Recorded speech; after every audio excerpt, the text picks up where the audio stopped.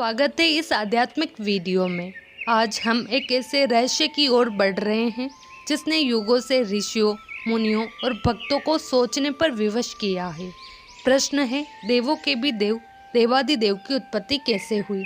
क्या उनकी भी कोई शुरुआत थी या वे स्वयंभू है? वह शक्ति जो ब्रह्मा, विष्णु और महेश के भी पूर्वज माने जाते हैं, आखिर वह कौन है? वेदों की ऋचाई क्या कहती है? पुराणों में क्या उल्लेख है? और क्या इस प्रश्न का उत्तर हमारे भीतर छुपा हुआ है? आइए जानने की कोशिश करते हैं उस परम सत्ता की कथा जो न जन्म लेती है न अंत को प्राप्त होती है, जो बस है शाश्वत और अनंत। भगवान शिव को सनातन संस्कृति में देवों के देव, महादेव कहा जाता है। इसके अलावा हिंदू धर्म को मानने वाले उन्हें भगवान शंकर भी कहते हैं। उनके महेश, रुद्र, गंगाधर, भोलेनाथ, गिरीश जैसे कई नाम हैं। तंत्र साधना करने वाले भगवान शंकर को भैरव भी कहते हैं। भगवान शंकर को सौम्य और रौद्र दोनों रूपों में पूजा जाता है। भगवान शिव को त्रिदेवों में संहार का देवता माना जाता है। वैसे तो भगवान शिव को हमेशा कल्याणकारी माना जाता है, लेकिन वे लय और प्रलय दोनों को अपने अधीन रखते हैं। भगवान शिव के पहले शिष्य कौन थे? भगवान शिव के पहले शिष्यों की जानकारी पुराणों में मिलती है। पुराणों के मुताबिक भगवान शिव के सबसे पहले शिष्यों में सप्त ऋषियों की गिनती होती है।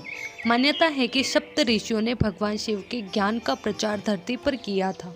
इसी की वजह से विभिन्न धर्म और संस्कृतियों की उत्पत्ति हुई। यह भी माना जाता है कि भगवान शिव ने ही गुरु शिष्य परंपरा की शुरुआत की थी। क्या एक है भगवान शिव और शंकर? ज़्यादातर सनातन परंपरा के अनुयायी शिव और शंकर को एक ही मानते हैं। हालांकि शिव पुराण में जिक्र किया गया है कि सबसे पहले एक प्रकाश पुंज की उत्पत्ति हुई। इस प्रकाश पुंज से ब्रह्मा और विष्णु की उत्पत्ति हुई। जब ब्रह्मा जी ने पूछा कि आप कौन हैं, तो पुंज से आवाज आई कि मैं शिव हूँ। इस पर ब्रह्मा जी ने प्रकाश पुंज से साकार रूप लेने को कहा। किसका ध्यान करते हैं भगवान शंकर? कुछ पुराणों में भगवान शंकर को शिव इसलिए कहते हैं क्योंकि वे निराकार शिव के समान है। निराकार शिव को ही शिवलिंग के रूप में पूजा जाता है। ज़्यादातर जगहों पर भगवान शंकर को योगी के रूप में दिखाया जाता है। कई जगह देखा जाता है कि भगवान शंकर खुद आंखें बंद किए ध्यान मुद्रा में बैठे हैं। कभी सोचा है कि आखिर देवादिदेव महादेव किसका ध्यान कर रहे हैं? फिर उस प्रकाश पुंज से शंकर की उत्पत्ति हुई। इस आधार पर कहा जा सकता है कि शिव और शंकर एक ही शक्ति के अंश हैं, लेकिन दोनों अलग हैं। दोनों में फर्क इतना है कि शिव प्रकाश पुंज स्वरूप है और अब हम उनकी शिवलिंग के रूप में पूजा करते हैं, जबकि शंकर सशरीर देव स्वरूप है। तो इसको लेकर अलग अलग कथाएं हैं। रामचरितमानस में भगवान शिव और श्री राम को एक दूसरे को उपासक बताया गया है। शिव पुराण में खुद भगवान शिव माता पार्वती को बताते हैं कि वह श्री राम का ध्यान करते हैं। वहीं कुछ पुराणों में बताया जाता है कि भगवान शंकर शिव का ध्यान करते रहते हैं।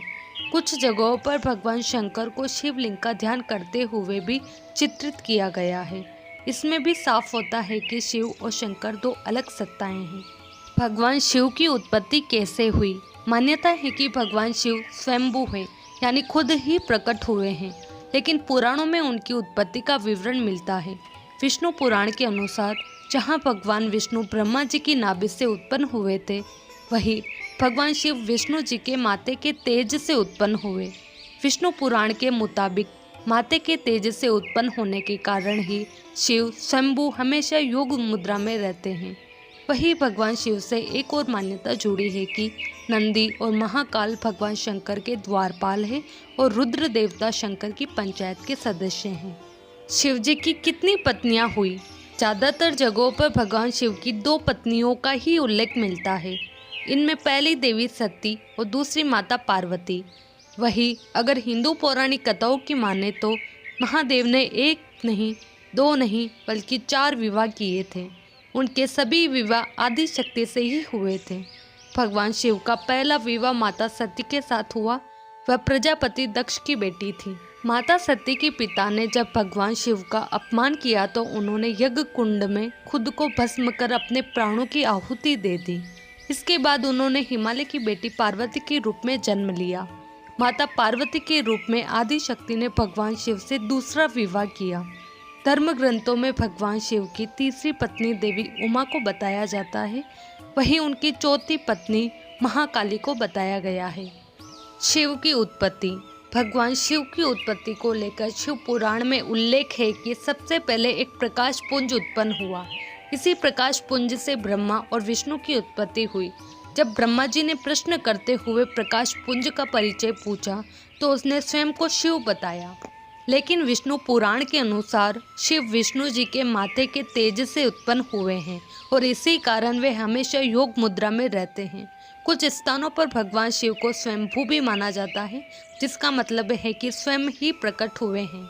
विष्णु पुराण के अनुसार ब्रह्मा जी ने एक बच्चे के लिए तपस्या की तो उनकी गोद में रोते हुए बालक के रूप में शिव प्रकट हुए। इसी कथा के विस्तार के अनुसार सृष्टि में प्रलय के समय जब धरती, आकाश, पाताल समेत पूरा ब्रह्मांड जलमग्न था तो विष्णु जी उस अपार जल राशि पर शेषनाग पर विश्राम कर रहे थे। तभी उनकी नाभि से ब्रह्मा जी और सृष्टि के संबंध में चर्चा के दौरान शिव उत्पन्न हुए। शिव जी के प्रकट के बाद ब्रह्मा उन्हें पहचान नहीं पाए, जिस पर शिव नाराज हो गए। तब भगवान विष्णु ने ब्रह्मा जी को दिव्य दृष्टि प्रदान की, जिससे सब कुछ स्पष्ट हो गया। शिव से क्षमा मांगते हुए उन्होंने उनसे अपने पुत्र रूप में अवतार लेने की याचना की और शिव बच्चे के रूप में उनकी गोद में प्रकट हुए। रोते हुए बालक को देख ब्रह्मा ने शिव का नाम रुद्र रखा, जिसका अर्थ होता है रोने वाला। इसके अलावा ब्रह्मा ने ही शिव को शिव, सर्व, भाव, उग्र, भीम, पशुपति, ईशान और महादेव जैसे 108 नए नाम दिए। कूर्म पुराण की एक कथा के अनुसार सृष्टि की उत्पत्ति के समय ब्रह्मा जी के आंसुओं से भूत प्रेतों और मुख से रुद्र उत्पन्न हुए। रुद्र भगवान शिव के अंश और भूत प्रेतों के स्वामी हैं। भगवान शिव की उत्पत्ति को लेकर एक प्रसंग यह भी है कि भगवान ब्रह्मा और भगवान विष्णु के मध्य श्रेष्ठता को लेकर विवाद हो गया। तभी उन्हें एक रहस्यमयी खंभा दिखाई दिया। उस खंभे से एक अदृश्य और दिव्य आवाज ने भगवान ब्रह्मा और विष्णु को खंभे का पहला और आखिरी छोर ढूंढने को कहा और अपनी श्रेष्ठता सिद्ध करने की चुनौती दी। भगवान ब्रह्मा ने पक्षी का रूप धारण कर खंभे के ऊपरी हिस्से की खोज में उड़ान भरी और भगवान विष्णु वराह रूप में खंभे के निचले छोर को ढूंढने निकल पड़े। लाख प्रयास करने के पश्चात भी दोनों असफल रहे। तभी खंभे ने स्वयं का परिचय शिव के रूप में दिया। इस प्रकार देवाधिदेव की उत्पत्ति का रहस्य हमारे समझने से कहीं अधिक अनुभूति का विषय है। वे कोई रूप नहीं बल्कि चेतना है, जो सृष्टि से पहले भी थी और उसके बाद भी रहेगी। वेद जहाँ मौन हो जाते हैं, वहाँ से उनकी अनुभूति प्रारंभ होती है।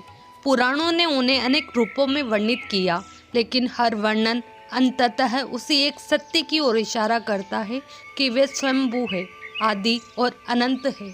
उनकी खोज बाहर नहीं, भीतर होती है, आत्मा की गहराइयों में, ध्यान की शांति में और श्रद्धा की गहराई में।